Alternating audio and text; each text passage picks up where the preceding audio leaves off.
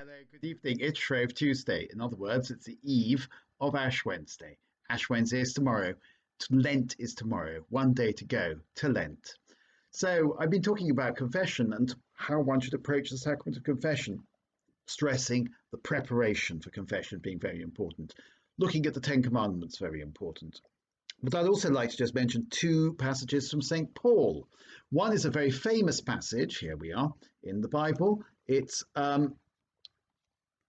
1 Corinthians 13, verses 4 onwards, where St. Paul says, "Love is always patient and kind. Love is never jealous. Love is not boastful or conceited. It's never rude and never seeks its own advantage. It does not take offense or store up grievances. Love does not rejoice at wrongdoing, but finds its joy in the truth. It's always ready to make allowances, to trust, to hope, and to endure whatever comes. Love does not come to an end." Now, that's a wonderful passage, and of course it explains what Jesus Christ was like. He was patient, kind, and so on. And of course it describes what we are not like. So we are impatient, unkind, jealous, boastful, conceited, rude, looking for our own advantage. We take offense, and we do store up grievances. Oh yes, we do. We rejoice at wrongdoing. So we see other people doing bad things and we think, ooh, we take pleasure in that.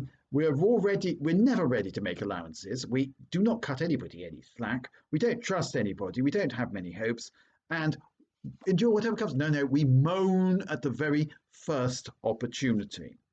Love never comes to an end, yeah, but our tempers are constantly fraying. So if you see, there we have the ideal laid down for us. The reality is the opposite. And that gives us some idea of what sort of sins we need to confess. Again, you could have a look at this passage. It's Galatians 5, in which St. Paul talks about the fruits of the Spirit. And he says, the fruits of the Spirit, Galatians 5:22, fruits of the Spirit, love, joy, peace, patience, kindness, goodness, trustfulness, gentleness, and self-control. Wow. If we have those things, we'd have nothing to confess, would we? Self-control covers everything virtually. Love, joy, peace, patience, kindness, goodness, trustfulness, gentleness, and self-control. But of course, the other thing is, of course, what we actually live with is the following. When self-indulgence is at work, says St. Paul in verse 19, the results are obvious. Sexual vice, he puts that first, funny enough, impurity and sensuality, the worship of false gods and sorcery, antagonisms and rivalry, jealousy, bad tempers and quarrels, disagreements, factions and malice, drunkenness, orgies, and all such things.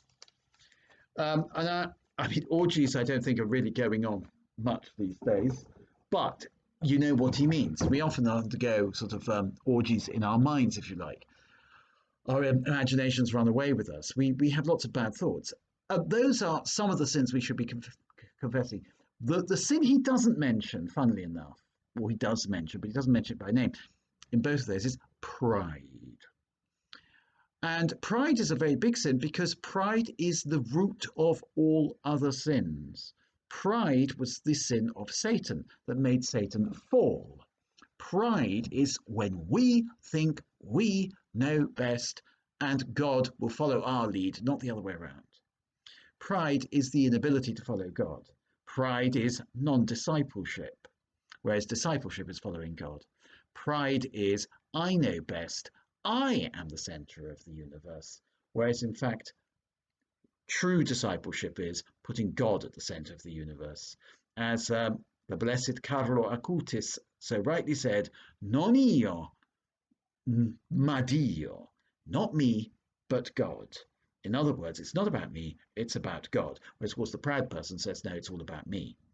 And, of course, pride is a form of self-obsession. Pride is very much the modern sin, and it's a sin that transmogrifies itself all the time. It's been with us for a very long time.